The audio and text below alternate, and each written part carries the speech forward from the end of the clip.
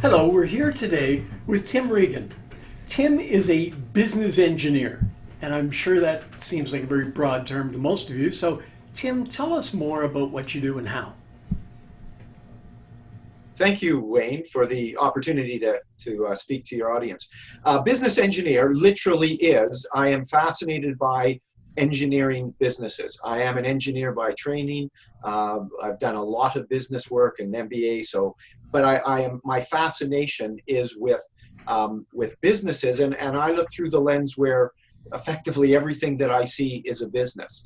Individuals, small organizations, large multinationals.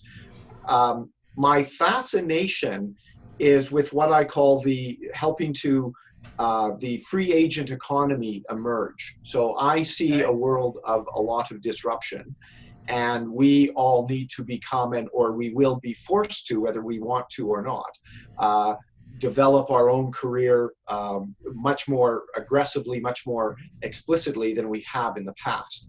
And so I love the notion of free agency, where it is about us choosing to own our career, choosing to develop it, and choosing to find the kind of work that really fascinates us. So all of the work that I do is, broadly speaking, under that free agent economy perspective. So, the gig economy, which started as kind of the technology guys moving from place to place, really is expanding through marketing, sales, finance, and it's expanding through a lot of the economy now, and we'll be forced to do even more of as a result of COVID. Absolutely. And the one distinction I would make, though, is that the gig economy tends to be a race to the bottom. So it is very much about creating humans as replaceable widgets, with the desire to essentially reduce the cost to zero. If you flip the gig economy on its head, Yeah. that's what the free agent economy is. So it's you and I being able to say, no, this, I know very clearly how I add value, the kinds of problems that I'm excellent at solving, and I know what my worth is in the world. Yes. Now, so that's a skill set of learning how to figure out your value proposition, which is business language, and then how to promote your value proposition, which is business language. So again, it's also looking at individuals and saying, you and I are both businesses of one. We should operate accordingly. Right. Now you've developed something called the Free Agent Collective. What's that? Yes, the Free Agent Collective is my latest offering, and effectively it is for self-employed professionals. It's optimized for self-employed professionals. So this would be people that typically think of themselves as consultants, contractors, solopreneurs. We live by all kinds of different labels, but effectively we are selling our knowledge, our capability as a service, as part of a service business. And typically we are businesses of one. We may use contractors, but we kind of have to own all of the mechanisms of running our own business. And so the Free Agent Collective, the challenge, I have been self-employed for better than a decade and a half.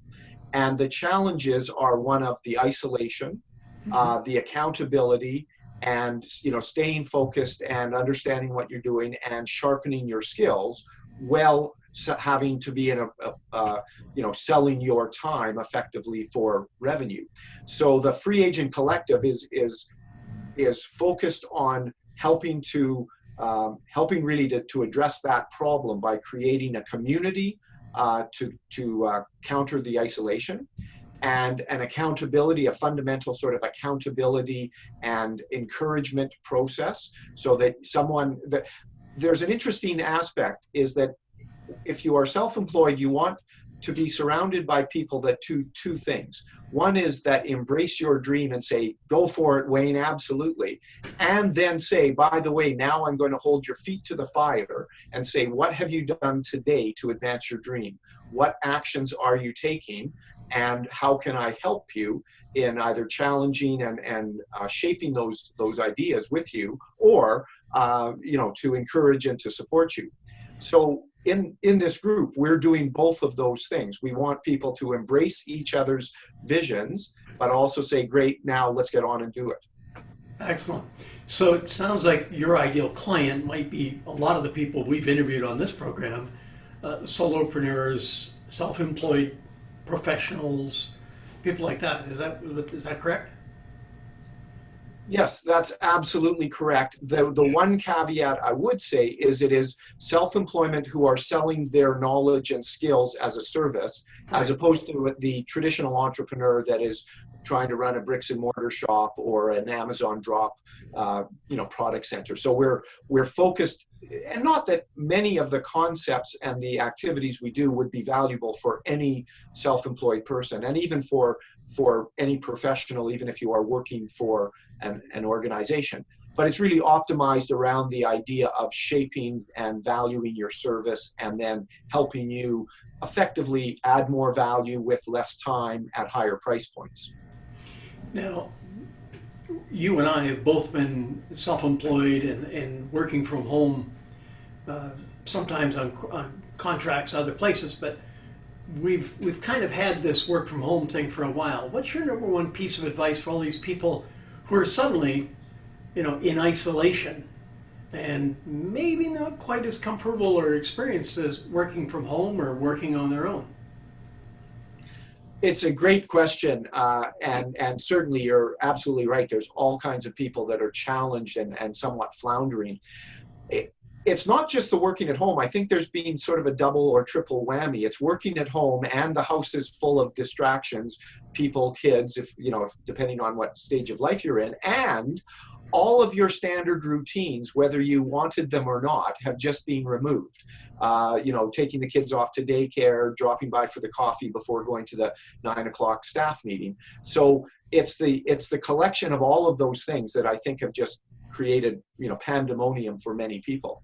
So the critical thing is the routine, is to develop, to embrace a routine, and then really hold yourself to it. And so you and I know, for instance, that being self-employed and work from home is one of the things is you do want to get up in the morning and get dressed, because that's sort of that's the indication to your body to say, okay, I'm out of sleep mode and I'm into work mode.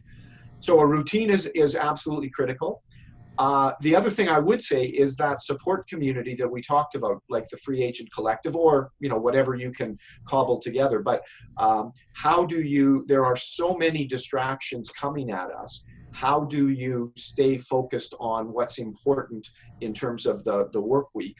And again, that's very challenging if all your routines have been taken away, and if you're in a generally disrupted work environment. So the other piece of advice that I would provide is saying you need to actually create a space to work in, even if it is turning your bathtub into a workstation, so that the kids aren't running through it, so that you can actually get some peace and quiet.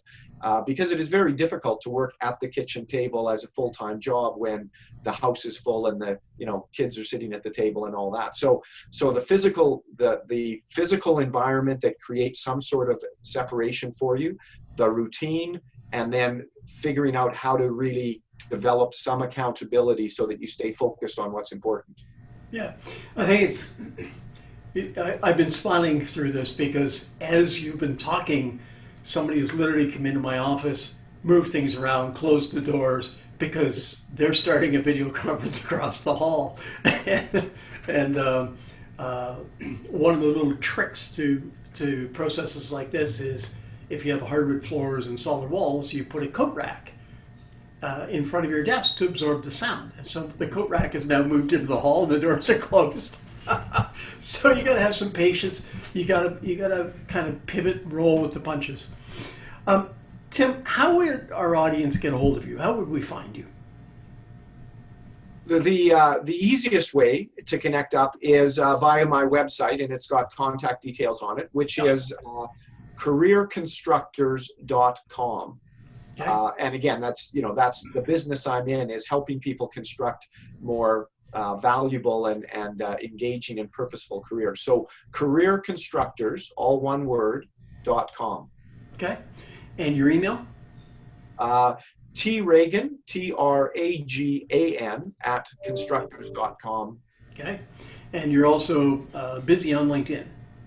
I'm on LinkedIn. You can find my profile under Business Engineer, Yeah. and I am also LinkedIn is really where my network and my market mostly is. I'm also on Facebook trying to learn the ins and outs of Facebook. So it's all very interesting. Tim Ragan, business engineer. I like that term. Thank you very much for your time. I've really enjoyed having a chance to speak with you. It's been a real pleasure, Wayne, and thank you again for the opportunity. And I look forward to speaking with you again. Okay.